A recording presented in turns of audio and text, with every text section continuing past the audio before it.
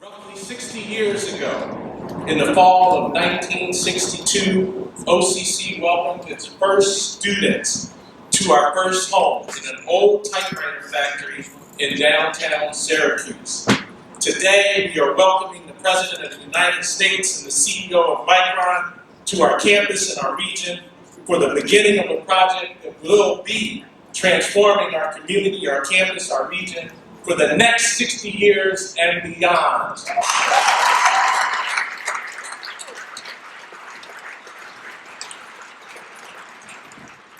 As we celebrate today, we also know there's a lot of work to do, and here at OCC, we look forward to collaborating with all of our partners in education and all of our partners in the community as we work with Micron to help our community learn and prepare for rewarding careers in the semiconductor industry.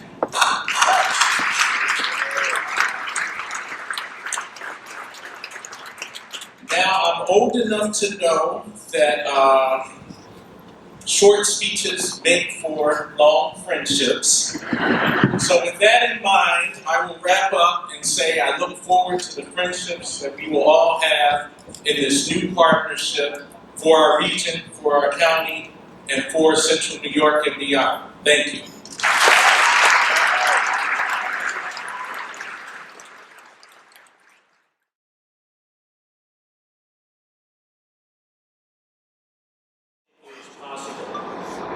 I believe all of us here prove that we are capable when events call upon us to work together for the common good. That's what we did, and I'm so proud of so many people in this room for what you did during COVID. And now we need to do it again, not because the common good of this region is threatened by a disease, but because the common good of this region requires us all to work together nimbly and efficiently to help Micron succeed here, and succeed in a way that really will transform all parts of our community. Syracuse University and all its people will do our part in this work, and we will do that work in genuine partnership with all of you and with Micron. There are 3 early examples of that partnership being announced today. First, with Micron's partnership and support, we are creating the Syracuse University Future Ready Workplace Innovation Consortium at our College of Professional Studies. Through the consortium, we will implement a multidimensional and inclusive approach to workforce development, upskilling, and professional retention. It will serve as a hub for skills training, academic partnership programs, and other programs designed to support Micron's workforce and talent development. This will involve work with schools, colleges, and universities across our region. Second, consistent with one of our core commitments and missions, Syracuse University's Daniello Institute for Veterans and Military Families will comprehensively support Micron's aspiration to hire more than 1,500 veterans over the next 2 decades here in Central New York.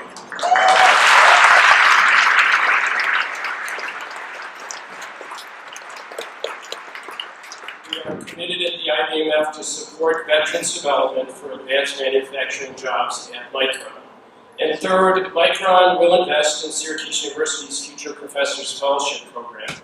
With Micron's investment, this program will expand the recruitment and support of diverse faculty whose research and teaching will prepare the workforce of the future. Through this effort, the university will add world-class faculty and establish cutting-edge research labs. And the program will provide our students with experiential learning they need to be successful in the quantum and chip industries. Way beyond these 3 examples, you are hearing today about such a wide array of initiatives that Micron and other community partners are planning in the weeks and months ahead.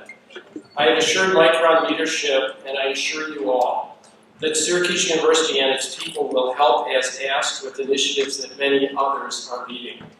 For the future and common good of this region, we will be there as needed to assure Micron's success and the growth of this community. Micron is counting on Central New York, and I, for one, am very grateful for that confidence. I know that with all our help, Central New York will deliver. We have a very bright future indeed, and thank you.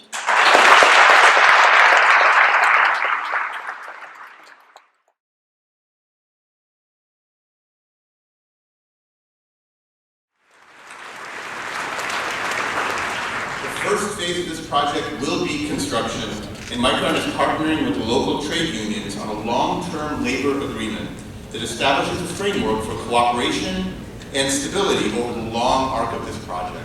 And I want to thank Greg Lansett, who represented all of the local trade unions to forge this partnership with us.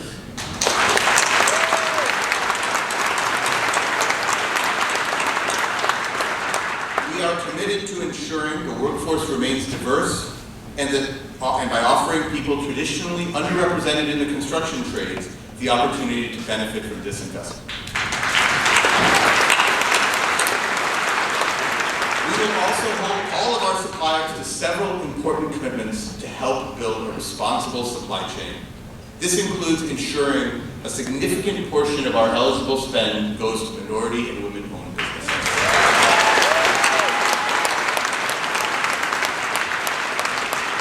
Micron expects to start substantial hiring in the second half of the decade in line with our production ramp. We have jobs ranging from skilled trades who will maintain our equipment and facilities, to engineers who will run our fabs, and scientists that will keep us at the leading edge. We'll need people from all kinds of backgrounds, PhDs, masters, 4-year degrees, 2-year degrees, and those with non-traditional paths.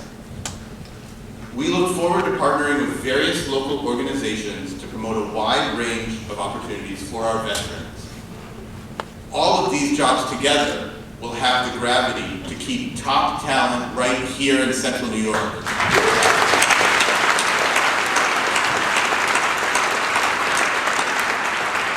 This mega fab will be a world-class center of excellence for semiconductor manufacturing, and it represents a huge opportunity, not just for Micron, but for this entire region. And I am tremendously proud to be starting this journey together today to transform our company, this community, and the nation. Thank you.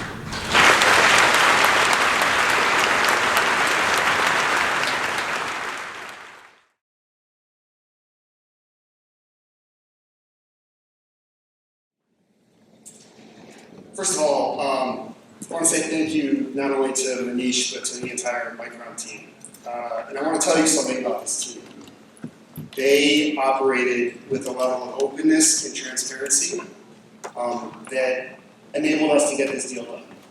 From the very first dinner with the New York team more than a year ago, the team was clear with us about what was needed to build this project in the United States, what was needed to build this project in New York, and clear with us about their values, what was important to them and how we could help them succeed in the global memory business. Now, that honesty and transparency that they had with us is as much a reason we're standing here today as our community's unwillingness to let this remarkable opportunity pass us by. Our star is burning brightly again, and the lives of the residents of this region will be better off for decades to come. Now, since we're here today to celebrate the leading memory company in the world and a new chapter in our region's history, let's take just a brief moment to reflect. It's not possible. How many times have we heard that? Remember hearing those words from people over the course of the last few decades? Hearing the headlines about how there wasn't a broom big enough for downtown Syracuse and we should just turn off the lights. But we didn't, did we?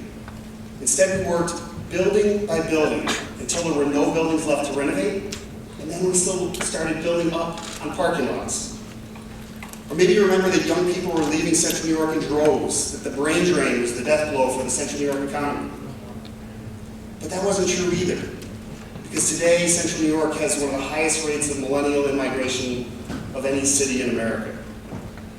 But that we couldn't rebuild our innovation ecosystem because there was nothing left to invest in. And yet today, world-class technology startups dot our downtown landscape, and venture capital firms are here breathing new life into our entrepreneurial ecosystem. We stand here today not in spite of that criticism, but because of it. In telling us what we couldn't do, what you heard, what we heard, was actually what we must do. Now, there's one more important thing that it needs doing. And I dare anyone in this room or outside of this room to say that we can't. This rising tide that this project represents must lift all boats.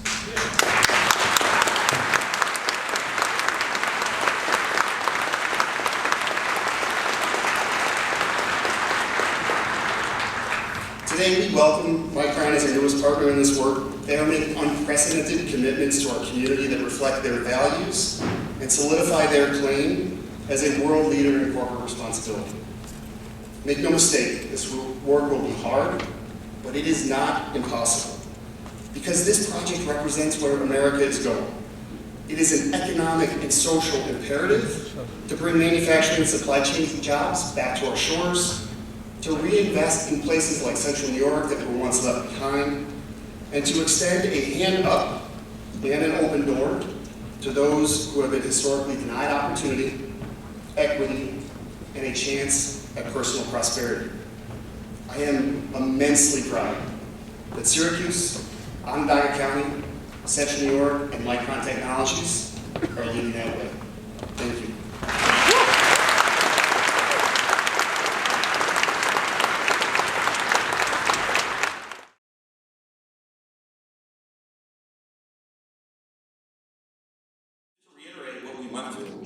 We went through the greatest site selection process in the history of our country for the greatest investment in the history of our country.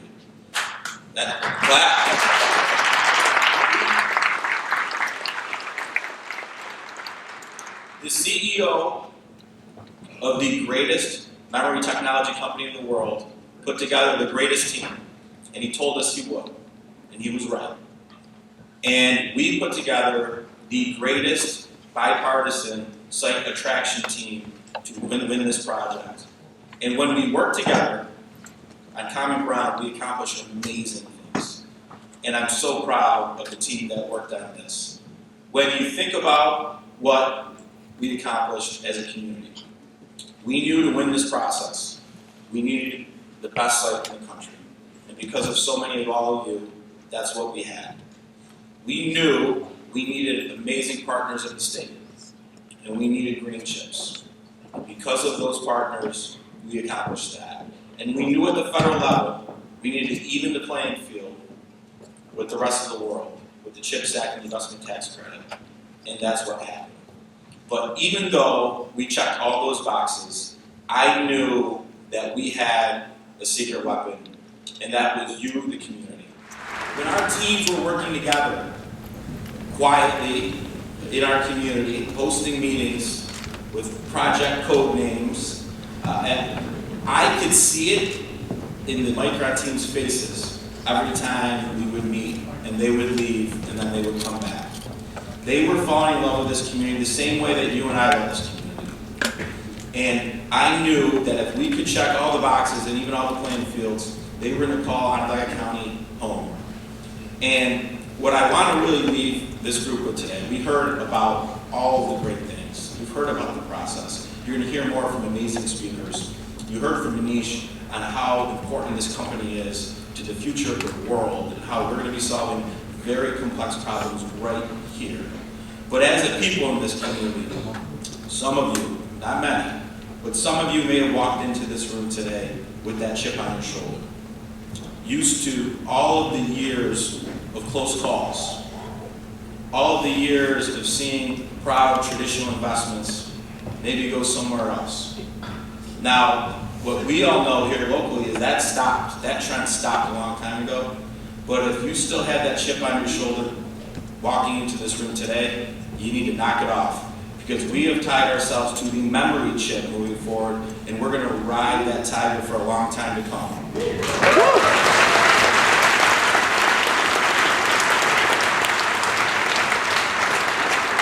the first time, any government leader in our role can look at any kid in our county and look them in the eye and say, your future is in Onondaga County, and America's future is in Onondaga County. God bless you all. Thank you.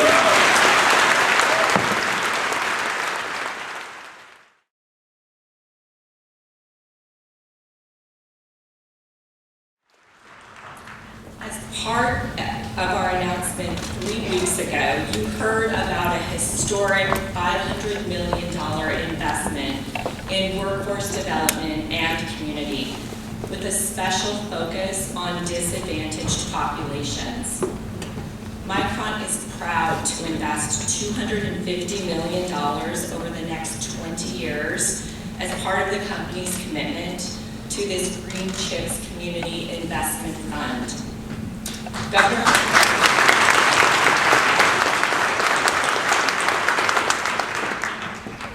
Governor Hochul, ESD CEO Hope Knight, and our Micron CEO Sanjay Mehrotra will sign Micron's Community Investment Framework today to solidify our commitment.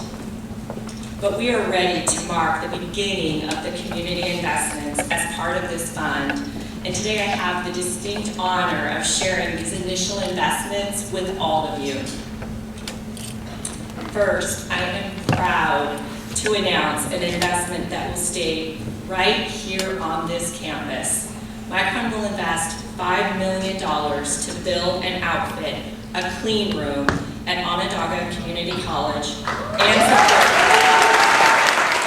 because we can never start too early to prepare the workforce of the future, Micron will invest $10 million over 10 years in the first collaborative STEAM school and other STEM programs.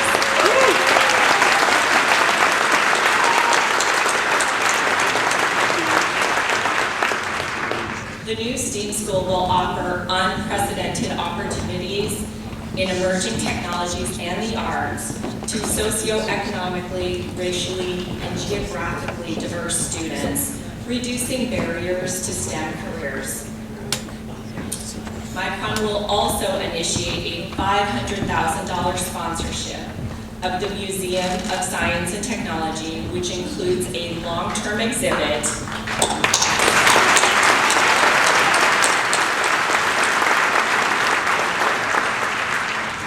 investment includes a long-term exhibit that allows students and their families hands-on experiences to learn about semiconductors and the applications.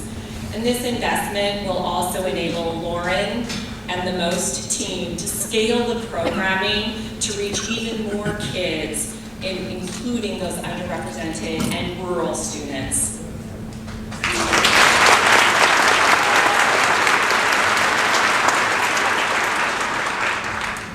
We know that any healthy community has to start with quality childcare and early childhood learning. So Micron will make an initial investment of $500,000 in the YMCA of Central New York to support those programs.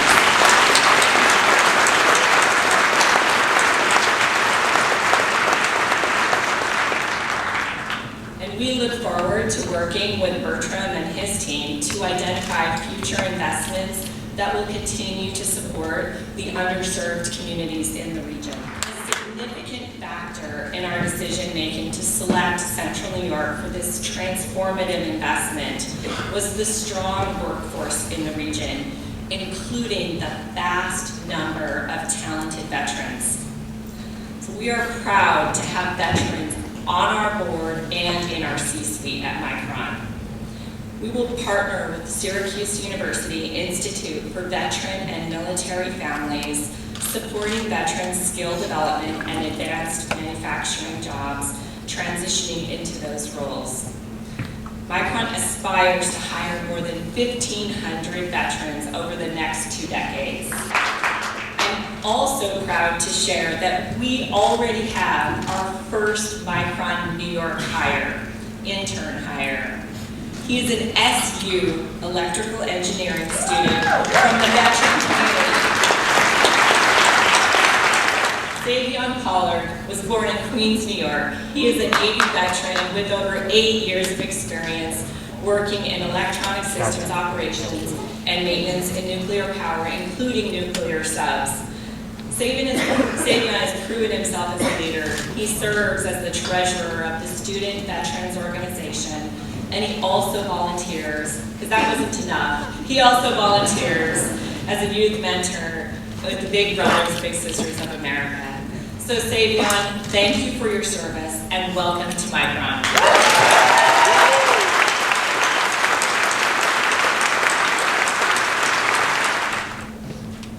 We need to eliminate barriers to prevent economically disadvantaged and underrepresented individuals from participating in the workforce expansion. And we know that these partnerships that we're creating with Onondaga Community College and SU will help us do that. But this is just the beginning of our journey. I and my team have spent many hours this week conducting listening sessions and town halls, and I've heard the overwhelming excitement and the understandable challenges. And we commit to all of you, we will continue to listen to the community to understand how we can help resolve those challenges.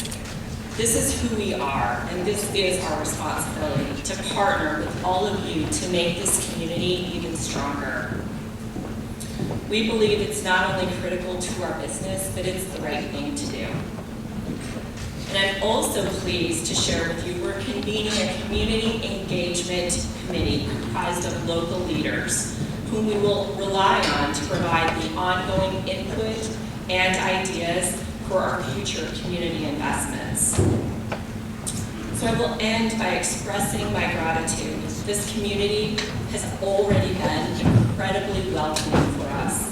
And I look forward to a future where everyone in the community can thrive and to writing American semiconductor history together.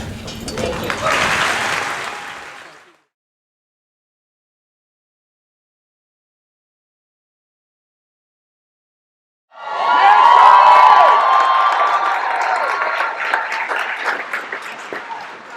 And I am a proud member of the International Brotherhood of Electrical Workers.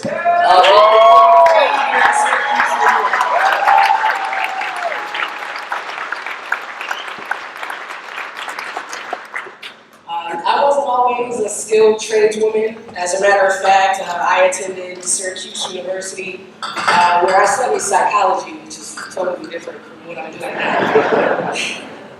But I got my start as an electrician, doing an amateur rough-in with my dad in Florida, and I loved it. I enjoyed the experience, and so my dad told me, if you love it so much, when you get back to New York, you join the union. And so that's what I did. Local 43, they welcomed me, and with some borrowed tools from our now business manager, Al Marzullo.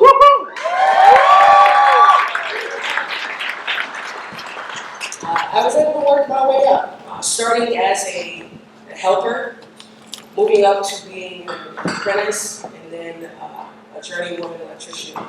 And now I am the first Black woman master electrician.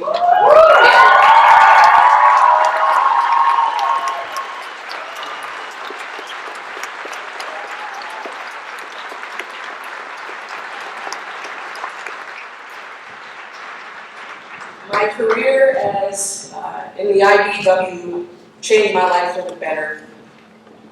It's given me incredible opportunities and a bright future here in the Syracuse, New York area. And I'm not only a master electrician, but I also own my own electrical contracting company, Luminary Electrical Contracting.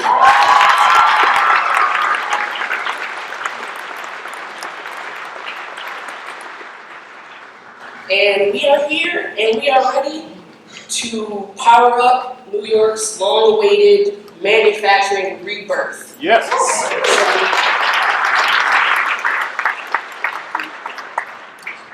So you all can only imagine how much of an honor it is to be able to introduce the President of the United States. When I got that call, I was like, who? Anyway, we all know that politicians tend to make a lot of promises, especially during election season, which we have coming up. And too many of them don't actually keep their promises, but not President Biden.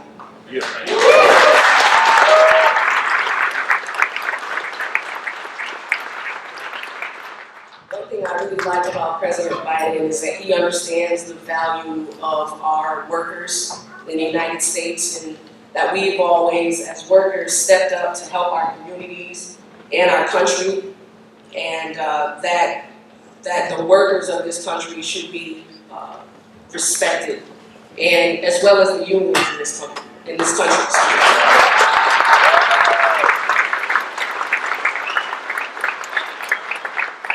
So he made some promises when he got elected, and I remember some of these promises. They're written down on this paper here, so I'm going to read this. He promised to reach across the aisle.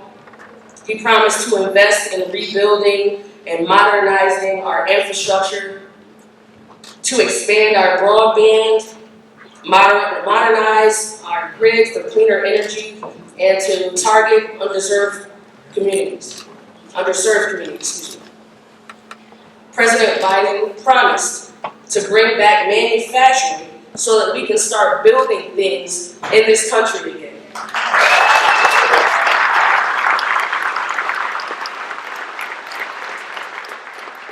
Well, here we are 2 years later, and I am saying loud and proud that promises were made and promises were kept.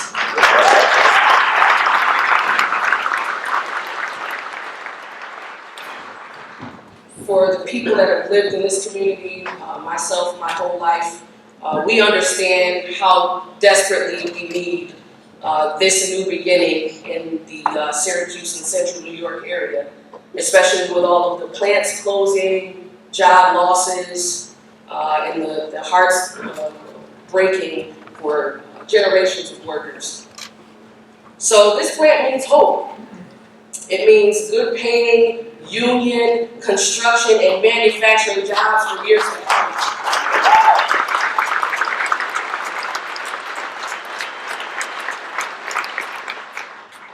So selfishly, I'm really excited about this.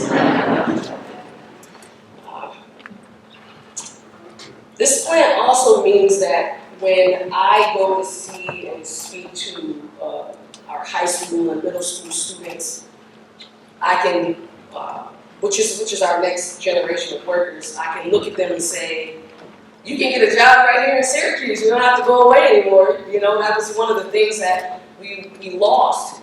A lot of people moving away because we didn't have that. So we have that now. And I'm able to go ahead and say that to them, right? Looking right in the eye and say that to them. And also to show them that a person that looks like them can be a part of rebuilding our city, our state, our country.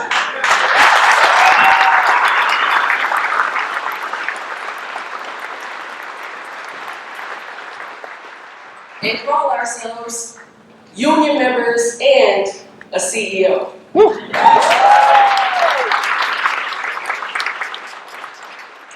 But it's not just about the announcement today for what we're here for Micron, but thanks to the bipartisan infrastructure law, Central New York is rebuilding just along with the rest of the country. Hundreds of local 43 brothers and sisters are already working on the massive I-81 reconstruction project, thanks to President Biden.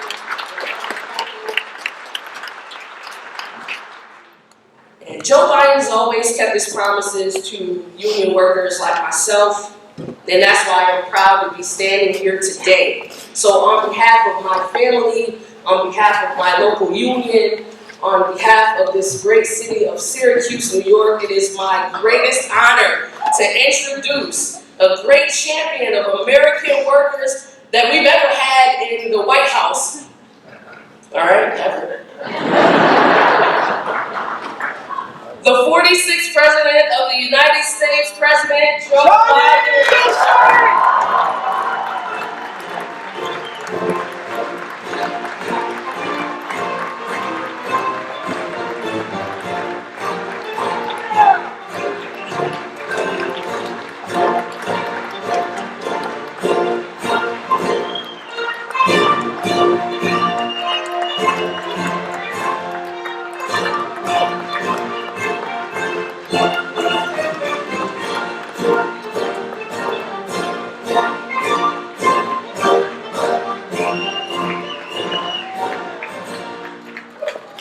Thank you very much. Hello, Syracuse.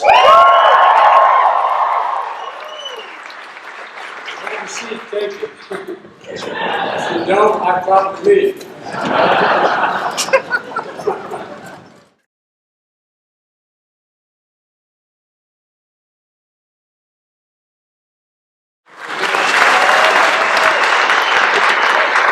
You've been a great partner to me and a great leader of the state. You saw an opportunity to attract more semiconductor supply chain businesses, and you signed a law to make New York even more welcoming.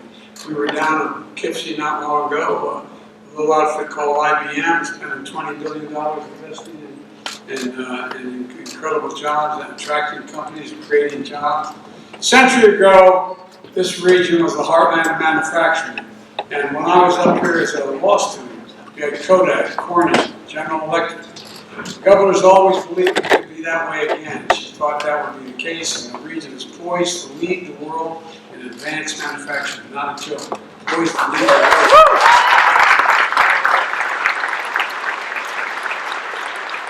I also want to thank my buddy Chuck Schumer, Senate Majority Leader. This guy gets it.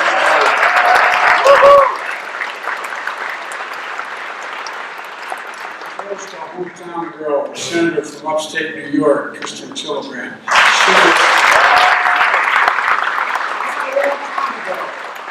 Kristen calls and asks something, just say yes. Just do it right away, because you're going to do that anyway. Now look, it's a hell of a delegation. I think it's one of the best delegations in the country.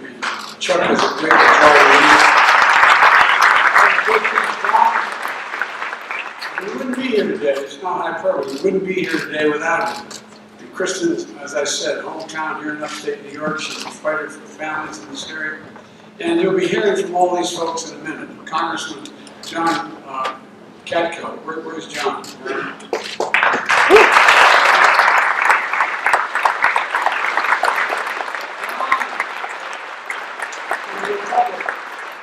I like him a lot. John and I have been in the Congress for a long time, and we used to have, this is how we used to be. We used to work together like he worked together. And with the delegation, thank you very much. I'm quite frankly, I'm real sorry to leave you.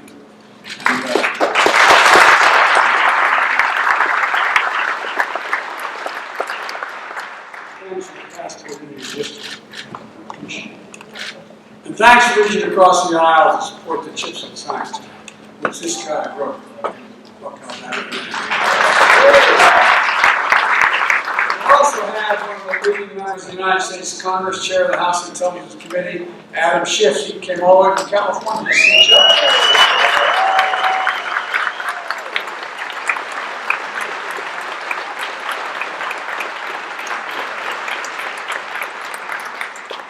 Adam and I talked together about we can't share any secrets with the rest of us. He's the only guy who can talk. Folks, we're here to celebrate one of the most significant investments in American history. Again, not hyperbole. One of the most significant investments in American history. And it's going to ensure that the future is made in America. One of the bright spots should give us a sense of optimism and hope about who we are as a nation. And it's part of a broader story about an economy we're building, and one that works for everyone. The positions America put America in a position to win the economic competition of the 21st century. And again, that's not an exaggeration. It's literally an accurate statement. We're joined today by the CEO of Micron to celebrate their commitment to invest $100 billion.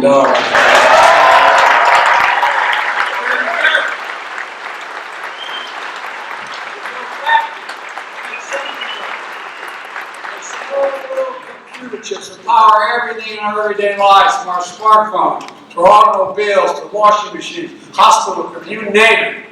It's the largest American investment of its kind ever in our history.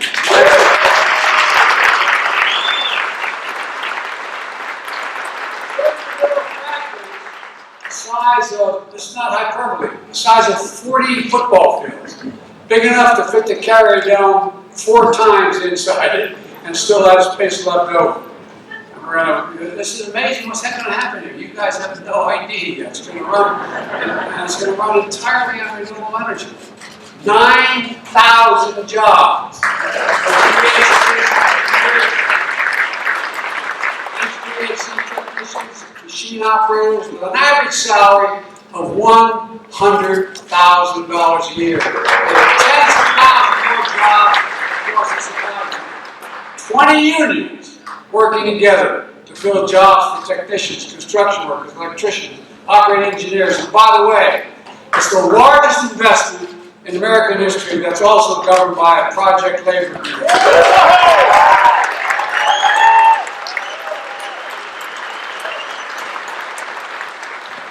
It's a fancy way of saying union. Not labor, union.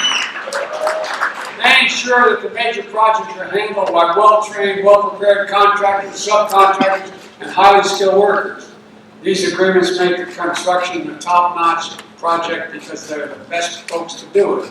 Their projects are on time, on task, and on budget. Back in February, I signed an executive order to make sure large federal construction projects use project labor agreements. And it means that Micron is using one here as well. Micron is also paying the prevailing wage for funding apprenticeships programs. So folks can get trained in places like this community college, one of the thousands of good paying jobs in this nation. And it really matters. It matters a lot. America invested in these chips. The federal investment helped reduce their cost, creating a market and an entire industry that's American-led. You know, that's how it all started. As a result, over 30 years ago, America had more than 30% of the global chip production. 30%. Then something happened. American manufacturing, the backbone of our economy, got hollowed out. Companies moved jobs overseas, from the industrial Midwest, as well as from the Northeast to manufacturing towns like here in central New York and upstate New York. And as a result, today we're down to producing only about 10% of the world's chips. We invented them, but we produce only 10%, despite leading the world in research and design and new chip technology as well. It's here in the United States. But because of the new law I signed and Chuck designed and delivered, we're turning things way around in a very big way.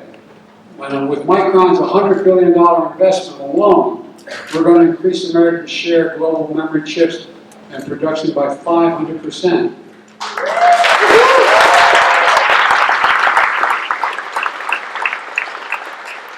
Intel in Ohio and other companies, including foreign companies, that are investing billions of dollars across America to make these chips here. And it matters to you all, no matter where you are. It matters a great deal. Making these chips in America is going to help lower the cost for families looking to buy a car, to replace your washing machine, get a new cell phone. It also helps companies outcompete the rest of the world. And I've heard from Xi Jinping that he's a little concerned about it. I'm not joking. As I've told him, it's not about conflict, it's about competition. We're back in the game. We're competing again.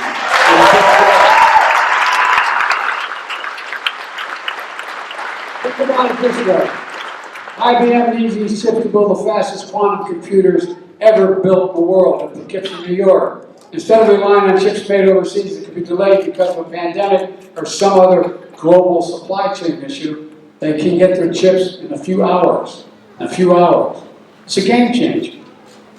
You know, where is it written that the United States of America can't be the manufacturing capital of the world? Think about this. Where in the hell is it written that says we cannot be, as we've been hearing for the last 25 years, the manufacturing capital of the world? This country lost over 180,000 manufacturing jobs under the last guy that had this job.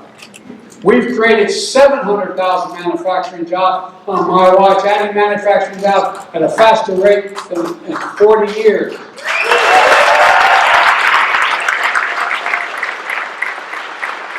Previous designated as broken promises in places like Wisconsin, Indiana, Ohio, where promised investments in jobs and manufacturing never materialized, but layoffs and shuttered factories did materialize.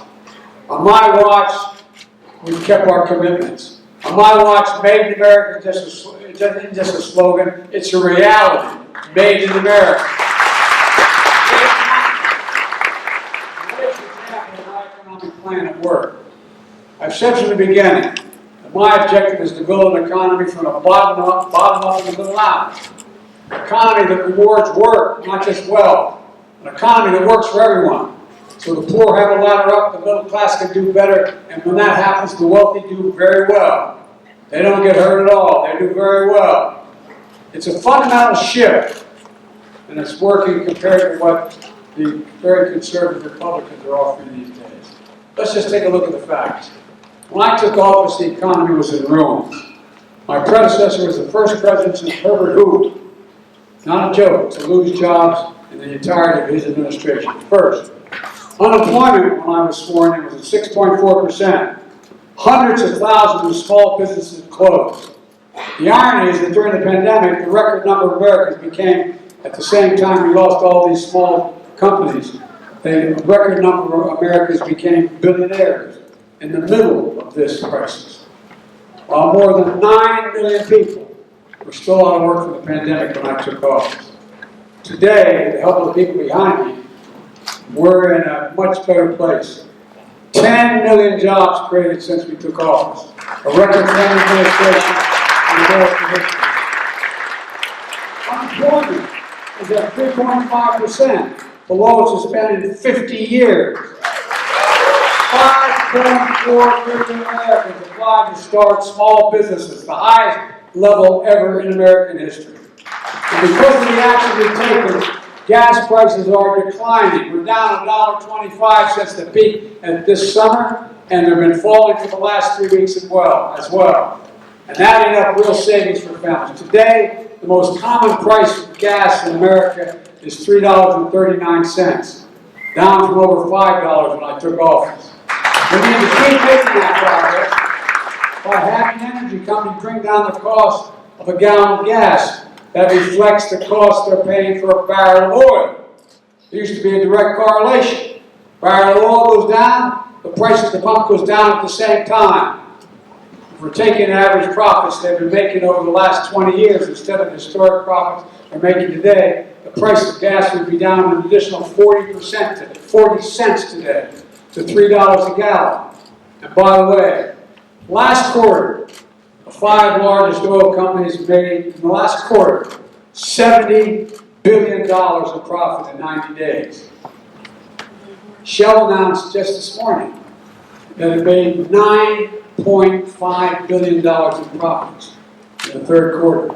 $9.5 billion. That's more than twice of what they made in the third quarter of last year. And they raised their dividends as well, so the profits are going back into the shareholders instead of going to the pump and lower the prices. Because if they charge the same amount as they're acting as they did a year ago and 2 years ago, and the price of gas goes down, the price of oil, and the price of oil goes down, the price of gas goes down. And even though my Republican friends in Congress seem to be hoping for a recession, present company excluded. Today, the GDP results came out, and the economy, in fact, is growing. In fact, the economy grew at 2.6% rate last quarter, and although it may not feel like it for everyone, people's incomes went up last quarter more than inflation went up. And that's growth. So, economic growth is up, the price of inflation is down, real incomes are up, and the price of gas is down. Folks continue to spend, but now at a more stable pace than during our rapid recovery last year. Businesses continue to invest in America. Exports are up, which means we're making things here in America and shipping the products overseas instead of shipping jobs overseas and sending them back here. Supply chains are running more smoothly, helping companies build up inventories. Here's another thing. My predecessor promised, and you heard it for 4 years, infrastructure week, seemingly every week for 4 years. But it never got done. It became a punchline when you talk about infrastructure week. Well, on my watch, we turned infrastructure week into the decade of infrastructure and a headline. A once-in-a-generation investment nation's roads, highways, bridges, railroads, ports, airports, water system, high-speed internet. And the American people are seeing the benefits of this economy that works for them. Families have more net worth today than they did before the pandemic. Fewer families are behind on their mortgages, their credit card bills, than they were before the pandemic. More Americans have health insurance than before the pandemic. And we're doing everything we can to give folks just a little bit, my dad would say, just a little bit of breathing room. We're giving Medicare the power to negotiate lower drug prices. Folks, we've been trying this for as long as I was in the Congress. We pay the highest price for prescription drugs of anywhere in the world. And I'm talking the exact same prescription made by the exact same drug company, sold in the United States and sold in France. You can buy it probably 30% cheaper in France or Canada, around the world. Where's it written that that's okay? Where does it say that's okay to do? We're capping seniors' out-of-pocket prescriptions starting next year. Prescription drugs, and it's law now, will now have to pay for on Medicare more than $2,000 a year for the prescription. No matter how much it costs. We can get drugs cost of $10,000, $12,000, $14,000 a year, like some cancer drugs do cost. And now, Big Pharma tries to raise drug prices faster than inflation. They're going to have to write a check to Medicare to cover the difference. Because there's no rationale for it. Unless they can prove they engage in additional research to improve the product, it's the same exact product, they cannot raise the price beyond the cost of inflation for that particular drug. By the way, to put this in perspective, last year the price of 1,200 specific prescription drugs went up faster than inflation. We're going to put a stop to that. From now on, if drug companies rise the price faster than inflation, they're going to have to rebate the money back to Medicare. We're also capping the cost of insulin for seniors on Medicare at $35 per prescription instead of the average $400 a month. We passed tax credits to help families buy energy-efficient appliances, put solar panels on their homes, help them buy an electric vehicle, weatherize their home. Things that are going to save, it's estimated by the utility companies, an average of $500 a year for families, much more if they were to purchase a vehicle. Yesterday, we announced steps my administration is taking to get rid of unfair hidden fees, known as junk fees, that are proliferating, like surprise banking overdraft fees, an average of $35 for every overdraft. Or credit card late fees, an average of $50. Or if you get on a plane and you want your 2-year-old child to sit next to you, you're going to find out you paid a hell of a lot more for your ticket when you land, before you land. You can find yourself in a position that goes on and on and on, all these hidden fees. Well, guess what? These can add up and make taking the real money out of the pockets of ordinary Americans. That's on top of actions we took earlier this month to lower the cost of hearing aids, to make them available over the counter at places like Walgreens and Walmart. This is going to save, on average, $3,000 for a pair of hearing aids for millions of Americans with hearing loss. $3,000.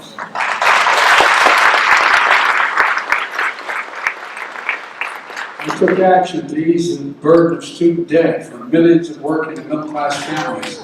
Our average income $70,000 a family, recovering from the pandemic.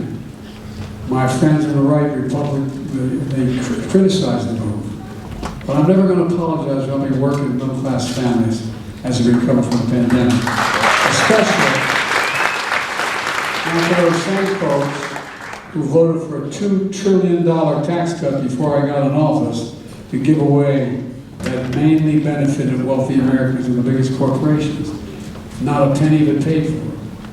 We're doing all this by reducing the deficit at the same time. I don't want to hear about big spending Democrats creating the deficit. Let me give you the facts. The very deficit reduction that the Republicans voted against when they opposed the Inflation Reduction Act. This year, the deficit under our leadership is falling by $1.2 $1.4 trillion. Let me say it again. This year alone, the deficit's gone $1.4 trillion. My first year in office, the deficit fell 1 year by $350 billion. Ladies and gentlemen, the largest ever one-year cut in American history on the deficit, cut the deficit in half. As I said, it follows a historic drop of $350 billion last year. We're going to reduce the deficit by another $250 billion over the next decade. Why? A big part of that is because corporations are finally going to have to pay something. 15% minimum tax. You know, in 2000, 55 corporations made $40 billion. God love them, as my mother would say. But they paid zero in federal tax. Zero in federal tax. Well, guess what? The Inflation Reduction Act, we made sure they have to pay a minimum of 15%. That's less than you guys pay as union members in your tax. That's less than school teachers, firefighters, cops pay. But that 15% increase in the minimum tax is going to make sure we're in good shape for a long time. That's all in stark contrast to Kevin McCarthy, Republican leader of the House of Representatives, his fellow MAGA Republicans who say the #1 priority is to do the following. And they've said it publicly. By the way, if I had asked you, and we were just walking down the street, so can you tell what the Republican platform is? What they're for? I'm not joking. I'm being deadly earnest. I said I've been around a long time in public life. Republicans usually always have platforms. Say this is what we're for. Well, they can't tell you what they're for, but they'll make sure they'll tell you what they're against. They're going to give the power we just gave you Medicare, lower drug prices, back to Big Pharma and raise prices instead. The cap on the $2,000 cap on prescription drugs for seniors is gone, if Kevin has his way, McCarthy. $35 a month cap on insulin, diabetes for seniors, gone. Savings on health care premiums, $800 a year for literally millions of Americans under the Affordable Care Act, gone. And of course, they're still determined to repeal the Affordable Care Act overall, which would mean that tens of millions of Americans with pre-existing conditions who can't otherwise get insurance will lose even that insurance because they have a pre-existing condition. These protections are gone as well if the Republicans get their way, if Kevin gets his way in Congress. Tax credits to lower energy bills, gone. Corporate minimum tax, gone. Under the Republican plan, some big corporations are going to go back to paying zero. That's the plan. I would argue it's reckless and irresponsible and will make inflation worse if they succeed. And then they're coming after Social Security. Now it sounds like, you know, there's why that typical Democrat saying Republicans are after Social Security. This is the one thing they've said out loud. They've written it down in pieces of paper. Senator Rick Scott, the Republican from Florida, who's in charge of getting the Republican elected to the Senate, has a plan that's laid out. You can look it up. You can, as I used to say, you can Google it. The plan that Congress would give Congress a chance to cut Social Security, Medicare every 5 years. Every 5 years, come up to the ballot, either gets voted on or gets lost. Every 5 years. It's no longer, there's no such thing as a permanent plan. Every 5 years, you've been paying your Social Security since you were 16 years old on your first paycheck. Senator Ron Johnson, the senator from Wisconsin, he thinks that's taken too long. He wants it done every year. Every year, Social Security and Medicare on the chopping block, every single year. And now they put forward a real ticking time bomb in the country. You're going to hear a lot more about it. Republican leadership in the Congress has said, and made it clear, that if they don't get their way, if I don't vote to shut down, if I don't vote to reduce Social Security and Medicare, if I don't support that, they're going to shut down the government. Refuse to pay America's bills for the first time in American history, to put America in default. Again, read this, that's what they're saying. Unless we yield to the demands to cut Social Security and Medicare, they're determined to cut Social Security and Medicare, and they're willing to take down the economy over. There is nothing that will create more chaos or do more damage to the American economy than that happening if it were to happen. Let me close with this. been a rough few years for a lot of people I grew up with, hard-working Americans. A lot of families think they're still tough. But there's some bright spots out there where America is really asserting itself. I've asked CEOs, including Micron, and CEOs of many other countries, the following question. When I spoke to the Business Roundtable, spoke to the Chamber of Commerce, National Chamber of Commerce. When the United States government decides to invest considerable resources in a new industry that we need to build up for our national security and economic well-being, does that encourage or discourage companies from getting in the game? The overwhelming answer is it encourages them to get in the game. Federal investment attracts private sector investment, particularly in those things we need badly. Our national security depends on us having access to the most modern computer chips in the world. It depends on it. One of the things I've been able to do, and I make no bones about it, because of Russia's activities, we have curtailed our ability to access some of this stuff. And guess what? They're not able to rebuild those devastating weapon systems to take out those civilians in Ukraine as well. Not a joke. It makes a big difference. These things matter. They matter a great deal. And it creates jobs and it creates industries. It demonstrates we're all in this together. And that's what today's all about. I've never, and I mean it sincerely, I've never been more optimistic in my life about America's future. I mean it sincerely. Not because I'm president, because we have entrepreneurs and people who know what they're doing and lead us to in a completely different era in terms of the kinds of technologies we need, like this man right here. Because I look at it at the younger generation. It's the best educated generation, the least prejudiced, the most engaged, and the least self-serving generation in American history. Look, I hope you feel what I feel standing here today. Pride. Pride in what we can do when we do it together to build a better America. Proving it to everyone, proving to the world that our best days are ahead of us. I know every major world leader because of the nature of my job, and before that, when I was vice president, that was my job, and before that, I was chairman of the Foreign Relations Committee. And guess what? There's not a single nation in the world, a major nation, that wouldn't trade places with the President of the United States in a heartbeat. Not a joke, think about it. Not a single solitary one. Not a single one. And I talk to these folks all the time, and meet with them all the time.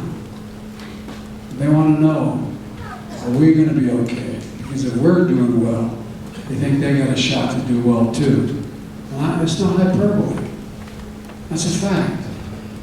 We just have to keep it going. And I know we can. We just have to remember, for God's sake, who we are. We are the United States of America. There's nothing beyond our capacity. And we're the only nation in the world that has come out of the crisis better than when we went into the crisis. And folks, we're going to do it again.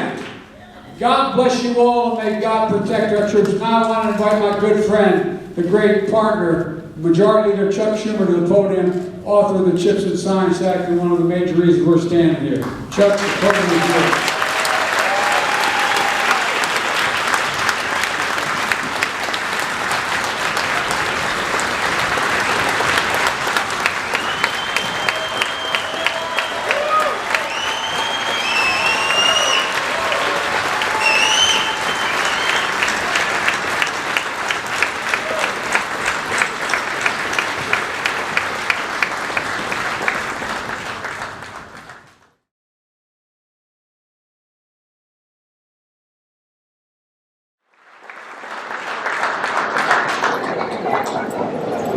Well, what a great speech. Does that show what the America we stand for is? Absolutely. Thank you, President Biden. And it's my distinct honor to welcome you back home to Syracuse. Your history in CUSE is no secret, dating back to SU days many years ago. But today, your legacy here is secured forever.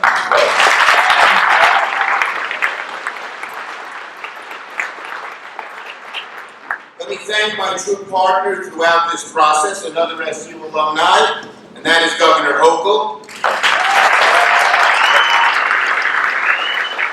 He made an unstoppable team.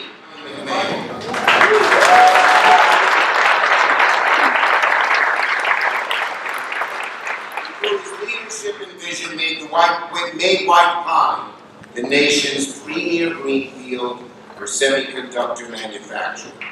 County Executive, Center State CEO Rob Simpson, Building Trades President Greg Lancet, round of applause again for Sean Davis. As well as countless other local leaders helped transform Central New York into a place that makes this investment possible. And of course, my dear friend, who I've come to know and become very close with, Sanjay Mehrotra, who built one of America's most innovative companies and is now following through on his vision of bringing leading-edge semiconductor manufacturing back to America, including right here in Central New York. In short, folks, this is a great day. A great day for Central New York and a great day for America. Great.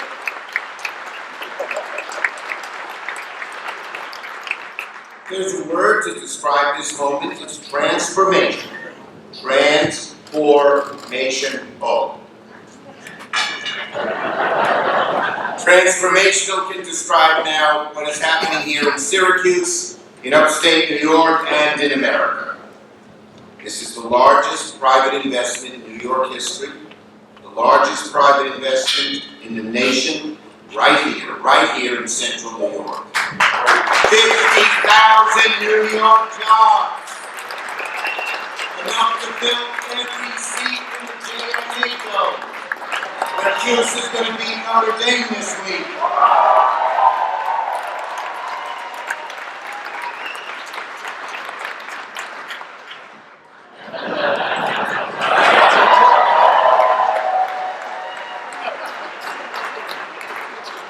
And every single inch of this massive project will be built with union labor.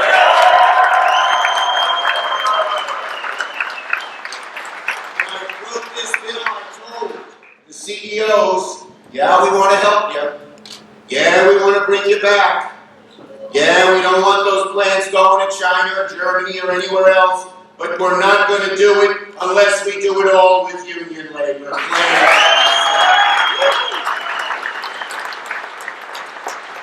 So getting this done has been a passion of mine. Yes, I feel so fervently, so strongly about it. It's why I worked so long, so hard, so persistently for the last 3 years to author and pass the bipartisan CHIPS and Science bill and bring Micron to Central New York, to the innovators, to the job creators, to the workers that witnessed the slow erosion of semiconductors. We will bring these jobs back to our shore and finally, once and for all, end our dependence on foreign-made chips.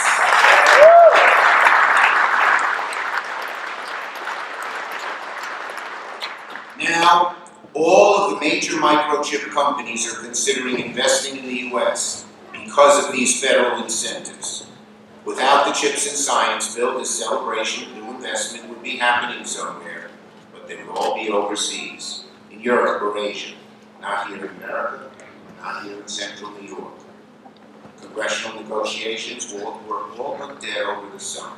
President Biden and I knew the stakes were too high for the country to let the bill fail. And we fought so hard because President Biden and I knew what succeeding would mean to places like upstate New York. So with the President by my side, supporting us in every way at every juncture, and And with white pine as my guiding light, we got the bill passed, which brought us here today. President Biden, you will be going to many more great celebrations like this from one end of America to the other because of what you did.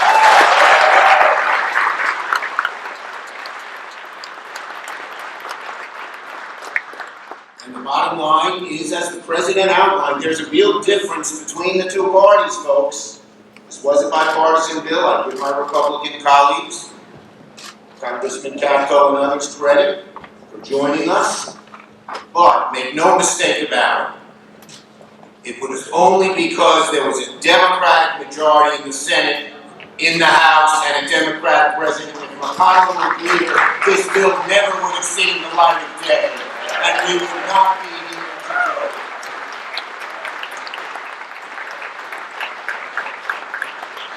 We're seeing investments like this across the country.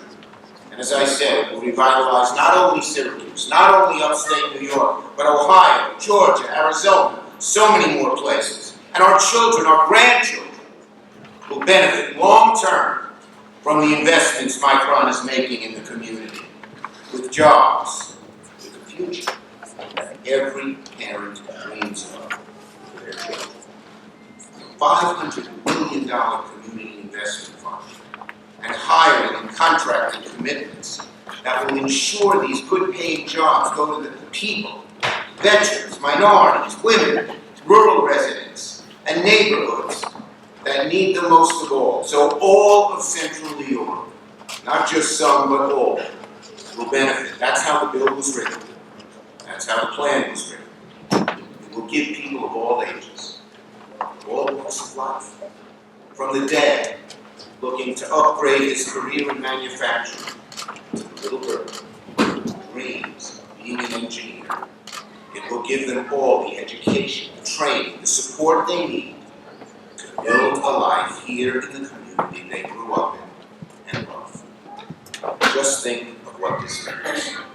The chips that power nearly every aspect of our daily lives, our economy, our national security will be made in America by upstate New Yorkers. And yes, my friends, Syracuse has always been part of President Biden's history. But now, thanks to the President's leadership, Mr. President, you have changed Syracuse's history forever. So this is a great day for America. Thank you for celebrating the future here today with us. God bless you. God bless America.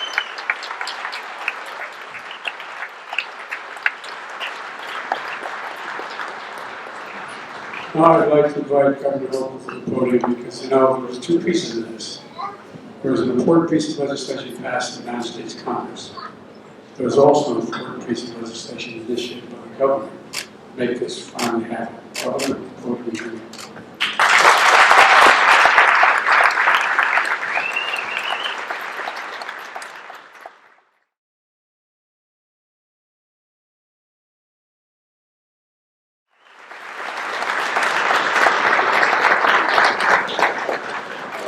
Good morning, Central New York. Good afternoon.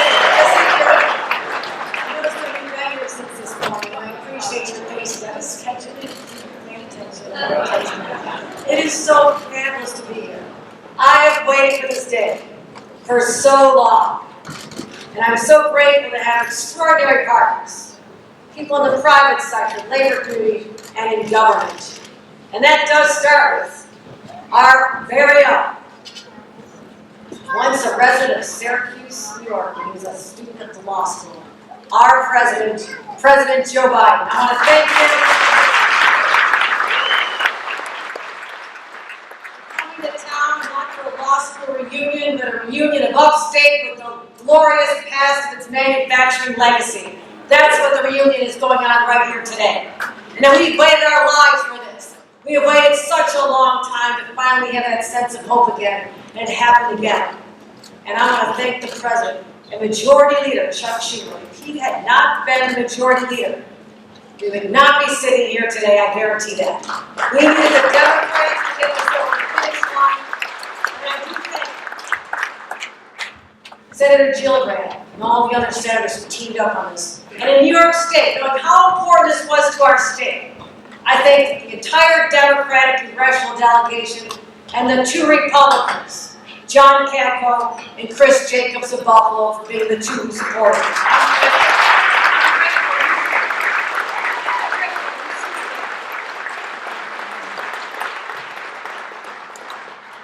And Sanjay, I cannot believe the relationship that we've had just over this last year. Our shared values and how we can work together, the private sector and government, saying we can work together to just build and energize a community that had been forgotten for so long. I know you're doing this because you want to continue to be the world's greatest manufacturer of semiconductor chips, and you will be. And you're going to do it here. But what you have done in my community, in my state, is something that I was one of my grateful for, because you transformed a state that for a while had given up believing in itself. So Sanjay, to you and all your partners at Micron, everybody from Micron, we love you, we're so grateful you're here. You've got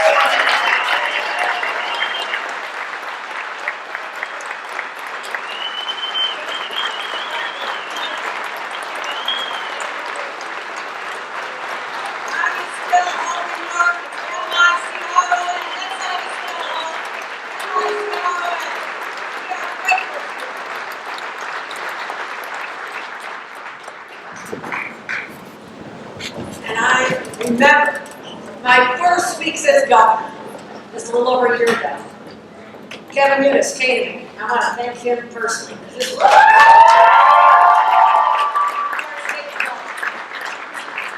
we have an opportunity. There's these guys from Idaho company. We're going to look around the country for an opportunity to expand. I said, how big is this? It's the biggest deal in America's history. I said, really? Sounds a little big, Kevin. I said, bring him into my office. Let's see what this is all about. So we had a meeting. We had a chance to talk about what I knew about upstate, because I'm from upstate. I happen to be the first upstate governor in 100 years. I know upstate. And I lived through the tough years. I knew what it was like when unemployment was 15%, and all the members of my big Irish Catholic family who grew up in an area called Lackawanna in Buffalo. You know, Buffalo area, really doing pretty good too. Grandpa made steel. My dad made steel. My uncles made steel. But in 1982, when all those jobs went away, my brothers and sisters couldn't find work. Unemployment was 15% where I came from. And it was all over upstate New York. We lost those jobs in Japan and China, the Southwest. The phrase in my community was, last one out the door, turn out the lights. That's what we told our kids. Our greatest export were our children.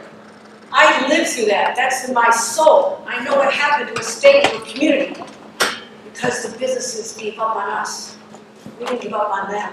We were still the same people. We still wanted the dignity of a good job. We wanted our union members to continue working and making things like they had for generations, but the jobs were gone back then. So when I saw an opportunity, as Micron knocking on the door saying, what can you offer? I said, we're not losing this one. This is just too big. This is how we can gain that sense of exceptionalism that we've always had as New Yorkers. It's who we are. We build things, we grow things, we imagine things. And I knew we couldn't let this one go. We worked hard, and I'm so grateful to partner with Chuck Schumer of every inch of this to get it done at the federal level. But once it was done at the federal level, that meant to be incentives for companies to come back from other countries, build the industry here in the United States. But what would lead them to New York? Because everybody's saying, well, it's not the place you want to build a business. No, we're not so friendly. I said we're going to prove them wrong. And what we had to do, we went to the legislature, and I think Al Sturpey, our Assemblyman, for being the quarterback who got this one in the end of the legislature.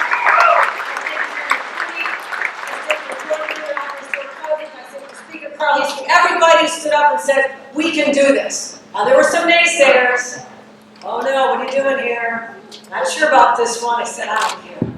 I don't care. I'm not losing this. This is not happening on my watch. And we got through with the support of the legislature, the Green Chips Act, that gave us that extra leverage to say, I go back to Sanjay, I go back to Micron, I said, Yes, you're going to do something in America, but you can do it in New York. And we're going to give you the best educated workforce, the most incredibly innovative people from all the walks of life up here, who are being educated in world-class universities. And I know that working together, our Green Chips bill, which puts an emphasis on sustainability, they're going to be a model for every other business in the world when you're done. And we're focused on the $500 million community investment plan that you made. We asked for it, not thank you. We said we can build up childcare so moms can get to job, and do apprenticeship training, give kids in underserved communities a chance of an opportunity that they never would have had, that their parents didn't have.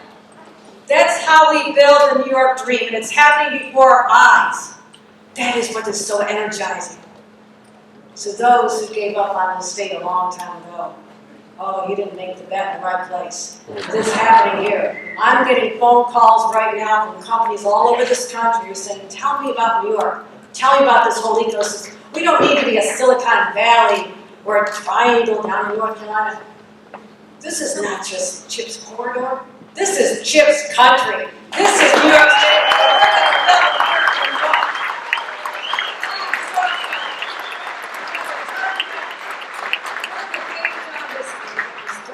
Hard for many of us for so long.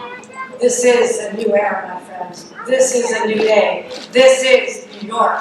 Thank you very much.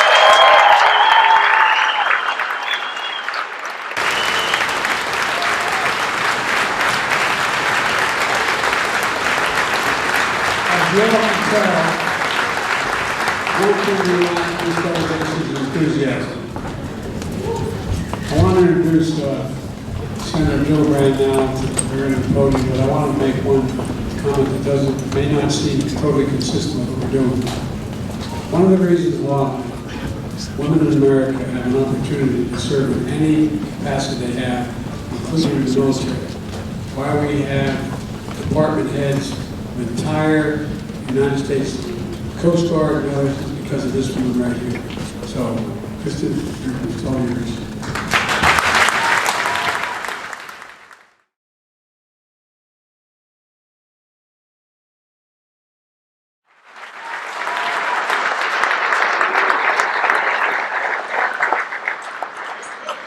Extraordinary day for celebration. I can't tell you how important this is for the state and the country.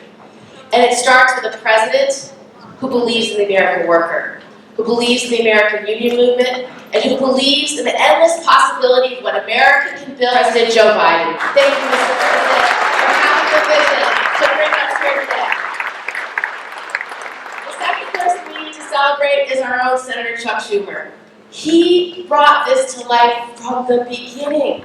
This was his idea. He's been working on this legislation for over a decade. He knew that to compete with China, we needed to make it here. He knew if this country was going to be secure, we needed to make chips here. He knew that the only way to do this was through a bipartisan bill that would bring the whole country together about making it here. It was Chuck's dream vision from the beginning, something he knew he would do when he became majority leader. So I just want to thank Senator Schumer for not only being our vision, but our closer. Thank you, Senator Schumer, for getting across the finish line.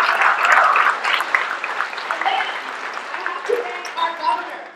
This doesn't happen without a governor who is able to come to the table with resources, to come to the table with promises of the best workforce in the country, who can come to the table with promises for education, for a pipeline of the best students, of the best workers. Someone who can come to the table with tax incentives, meeting this company, Micron, halfway to get it done. Governor, without your vision and your commitment, this would also not be done. So thank you, Governor.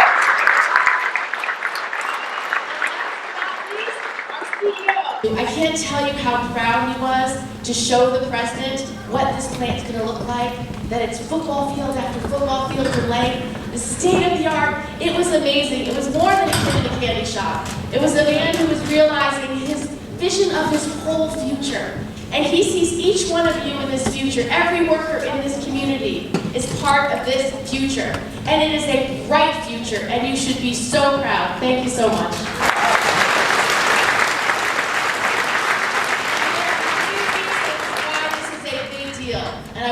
the word that the president likes, but it's a big deal. And it's a big deal for 3 reasons. The biggest and most important, especially for this community, is jobs.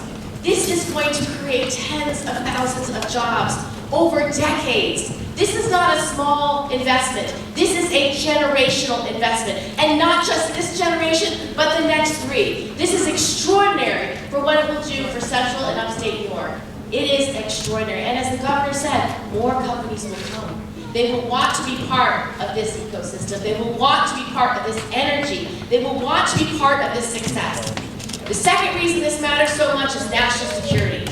I sit on the Intelligence Committee and I sit on the Armed Services Committee. And when the Republicans did not want to fund this entire bill, several of us went to the SCIF to tell them, if you do not fund this now, we will not compete with China and we will not be able to keep this country safe. They understood and they got it done because of Senator Schumer's leadership. So this is the most important component to keep this country safe. Do not underestimate how important it is to be at the forefront of semiconductors, of AI, of quantum, and supercomputing. And this technology allows for all of that. Without it, we do not keep our country safe.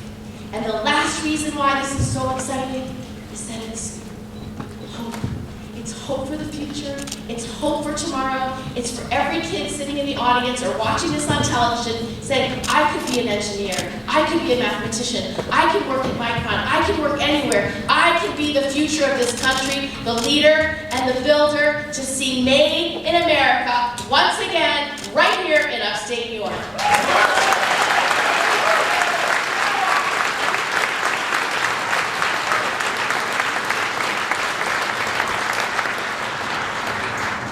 From our last and most important participant up here on the stage. But, you know, the point that I want you all to remember is the jobs created making these chips and building these buildings is important. But guess what?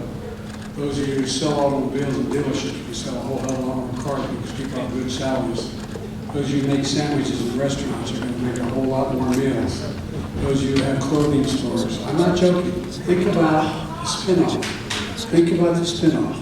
And so this is really a game changer for New York. It's a game changer for the country. And the guy who's changing the game, Sanjay, it's all yours, kid.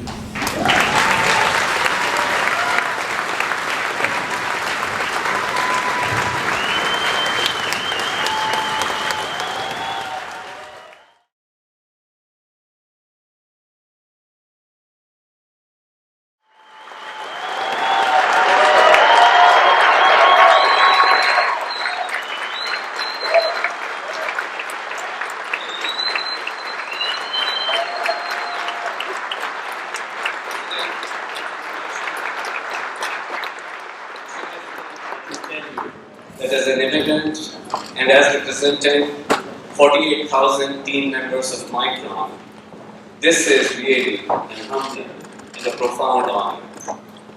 We wouldn't be here today, Mr. President, without your vision and leadership on the CHIPS Act.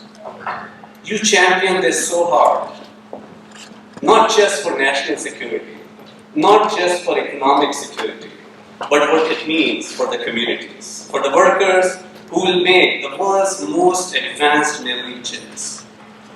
The people of Clay and this region can take pride that what they make here will be used all over the world.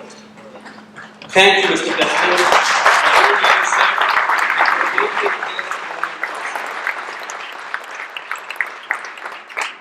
And today we are celebrating the largest semiconductor manufacturing investment ever announced in the United States. An investment right here in the heart of New York.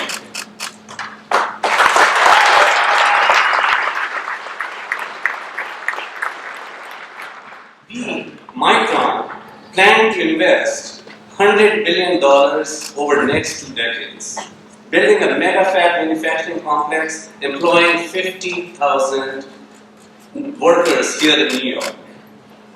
When fully built, these fabs will produce nearly 4 billion chips a year. And each of those chips I had it here, and is it? Can you see it? It is very little.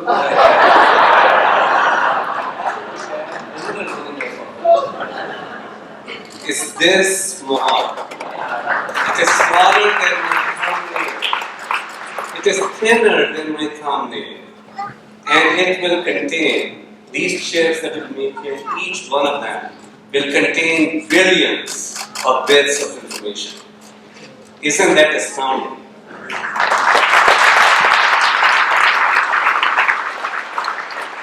fact that we built right here in Clay will be a critical part of Micron's global manufacturing network, creating leading-edge memory chips to be used in most demanding electronic applications worldwide, everywhere.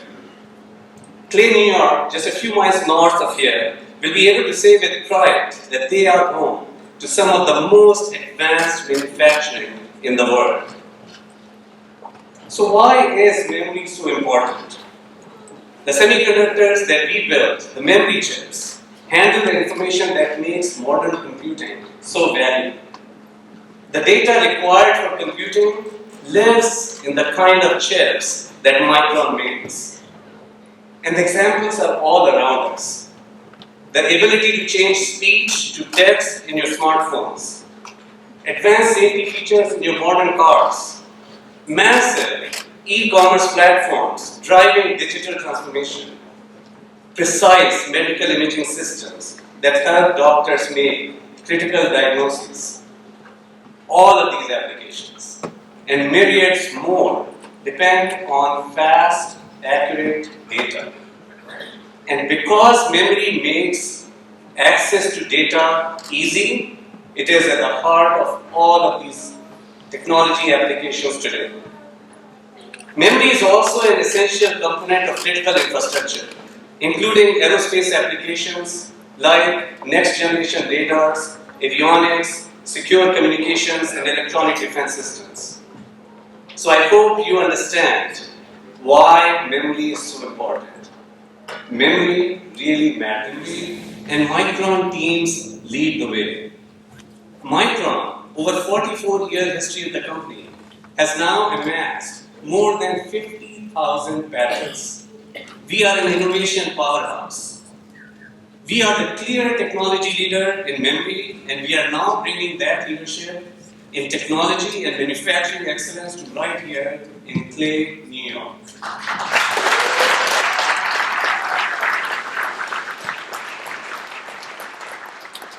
And the importance of memory is also underscored by the sheer size of the market. The total market for memory is expected to grow to more than $300 billion by the end of this decade. So it is obvious, to meet the growing demand for memory, new fabs need to be built. But not long ago, an investment of the scale that we have talked about today in the United States was not obvious at all. In fact, it was not even realistic. Over the last 30 years, foreign countries have incentivized businesses to transfer semiconductor manufacturing overseas. Without similar public-private government partnership here in the States, costs to build in the US versus overseas grew to as much as 45% higher. US sites were simply unable to compete effectively against these overseas incentives. But now, what we are doing, what many thought impossible just a few years ago, with the CHIPS Act, totally changes that. Now with CHIPS Act, we'll make the US and New York specifically a hub for leading-edge semiconductor manufacturing. This bill, and what we are achieving because of it, is reviving the belief that America can be a manufacturing leader.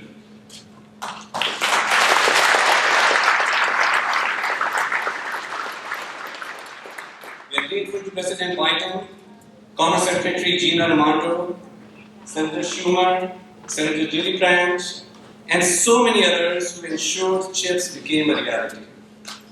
Senator Schumer, in particular, was a fierce advocate for CHIPS Act and for New York.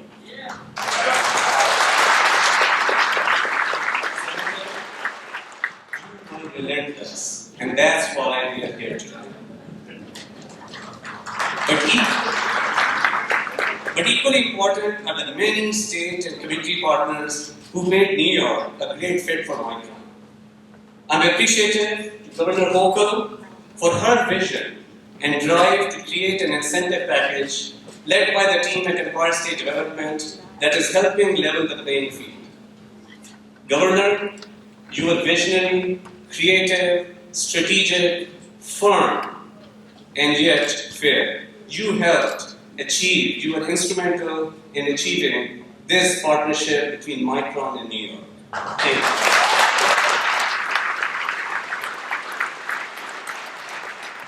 And we also appreciate the hard work of so many here in the community who envision this future. Center State CEO Rob Simpson, County Executive Ryan McMahon, Mayor Walsh, Congressman John Capeco, OCC President Hilton, and Syracuse Chancellor Sevalut.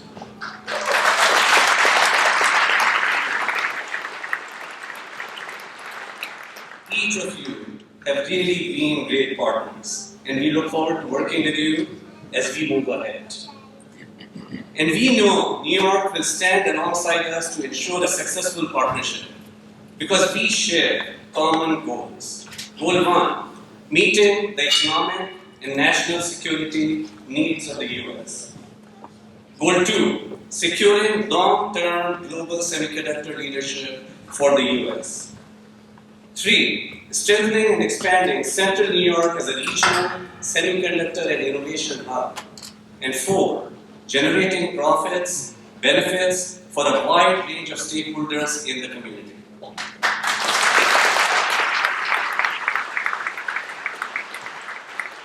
In New York, our alignment with these goals and your strong support has been critical to making this the best site for our new mega fabs here in Clay. And we are really excited about becoming part of your community here. You heard earlier today of the wide range of trade and technical jobs required for this project and of Micron's partnership to invest in workforce development as well as in the community. We are proud to be partnering with New York to create a historic $500 million Green Chips Community Investment Fund. And we look forward to seeing these investments put to work for the benefit of the community. And we are investing nationally too. The Micron Foundation is partnering with National Science Foundation in joint funds to develop semiconductor curriculum in colleges and universities all across the US. Of course, our partnership in New York would not be possible were it not for the leadership that Micron's tremendous global team of over 48,000 team members has delivered for the company. I'm really grateful to all our team members worldwide that do what they do every day for us, enabling our leadership today and our capability to launch this investment, this mega fab project here in Clay. In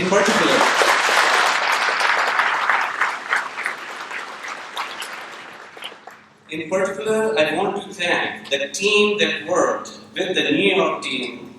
I want to thank Manish and April, Scott, Rob, Buddy, as well as Courtney and so many others in bringing us to this milestone today.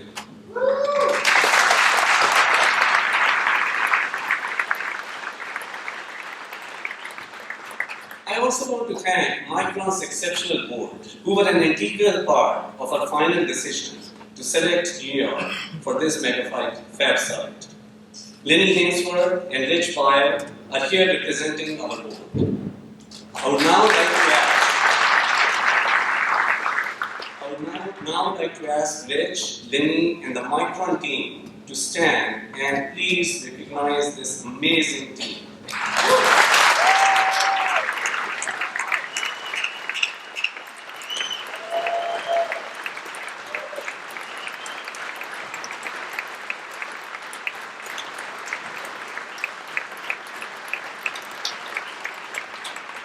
Thank you, team. Thank you.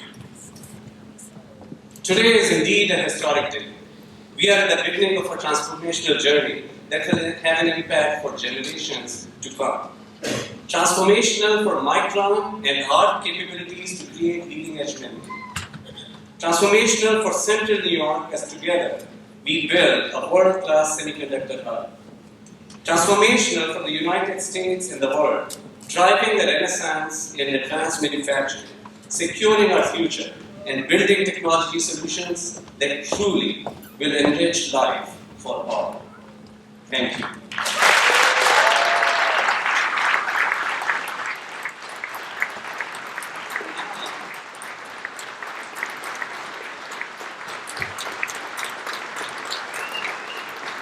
it is my honor to invite President Biden to come back to the podium to make closing remarks.